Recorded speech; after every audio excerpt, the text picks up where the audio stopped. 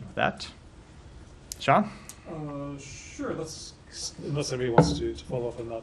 I do, Go ahead. actually, if you Yeah. don't mind. No, please, Just please. directly on your topper. So first, every engagement you've had with the Taliban, can you say how many engagements there have been with the Taliban? Since No, I'd have to take that back and we have, as you know, from time to time, engaged with them at international fora, and in every one of those engagements we raise, among other issues, the need for them to release the Americans that they are unjustly detaining. Okay, the frequency of those interactions, I think, would be of interest to these Yeah, families. I'm happy to take it back and get it to you. And on Ryan Corbett in particular, I mean, Ryan's wife, Anna, has spoken publicly in recent days about how difficult it has been for families to learn of possibly disparate levels of attention.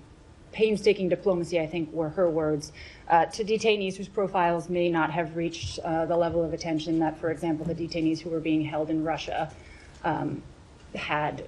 So is it fair to say that these cases in Afghanistan have gotten less attention, fewer resources by comparison? Absolutely not. So let me say two things about that. Number one, we don't determine the level of attention that cases get from the press. I think you know that the media covers some cases more prominently than others, but we control the level of attention that we commit on behalf of the United States government. And I can tell you that we are absolutely committed to bringing home Ryan Corbett and the other detainees wrongfully detained in Afghanistan, as well as detainees wrongfully held all around the world. And the Secretary has spoken to Ryan Corbett's wife. I know she was here just this week and met with Ambassador Thomas Greenfield, met with Roger Karstens, the SPIHA. We engage with the family all the time and continue to work through our diplomatic efforts to try and bring them home.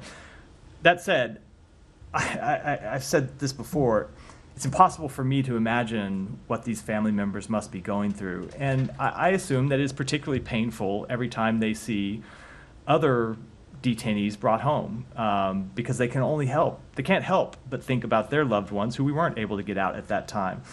So I would just point to the track record that we have had over the past 3.5 years. And when we say we're not forgetting anyone, we mean it. And we have the record to back that up. And we will continue to use every resource the United States government has to try and bring Ryan and other wrongfully detained Americans home.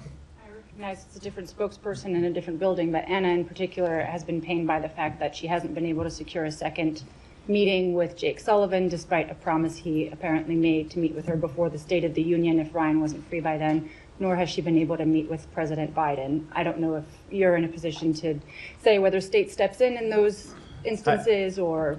So I certainly can't speak for the schedules of principals not in the State Department, but I know that Jake Sullivan has met with her before.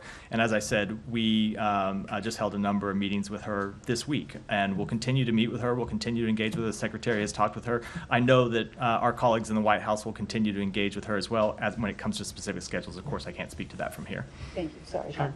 Just